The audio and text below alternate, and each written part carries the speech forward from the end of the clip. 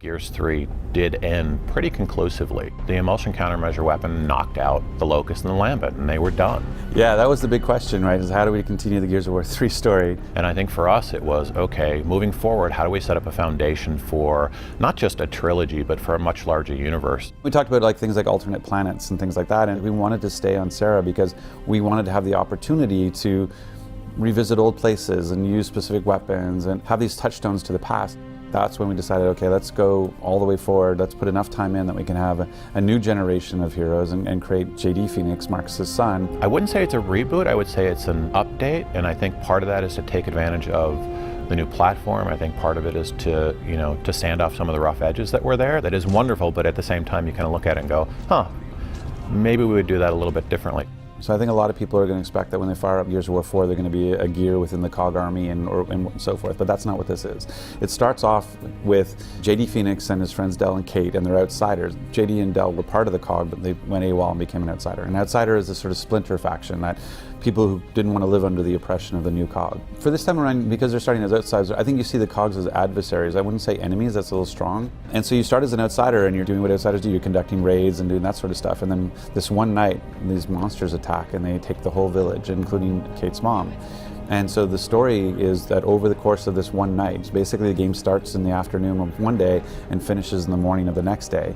And you just have to survive the night. And during that, you have to try to find Kate's mom and figure out what the hell's going on with these monsters. Gears 1 was really the best example of what we wanted to go for in terms of tone, right? It was really more about tension and a little bit more survival horror.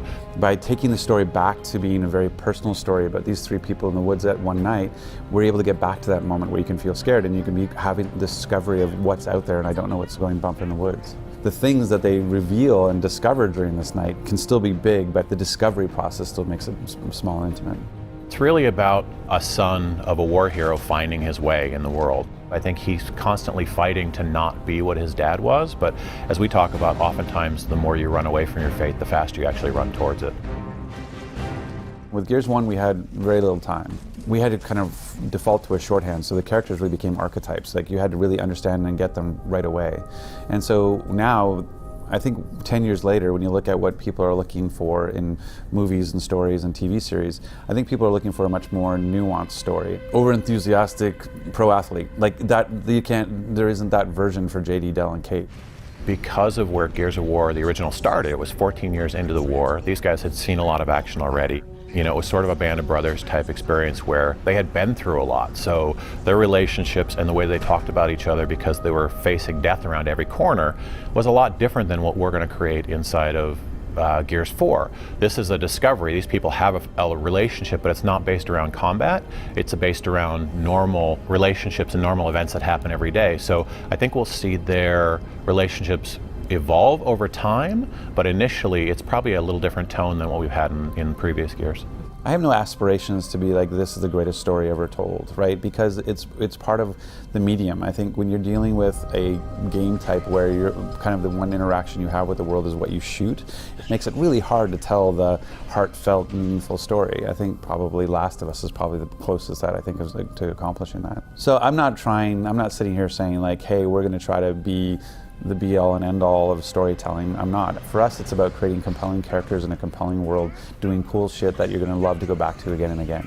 I am excited for the story overall. I think this is, it's easy to say, but I think it's the best campaign because of what we talked about in terms of laying a foundation for a much bigger story and a much bigger universe, and with new characters that we can, that we can go on adventures with and we can grow and that can sustain and carry different types of adventures, whether it's Gears 4 or whether it's something else we might want to do down the line. I mean, these are younger characters, they're in their mid-20s, and I think there's a lot of opportunity for them to grow.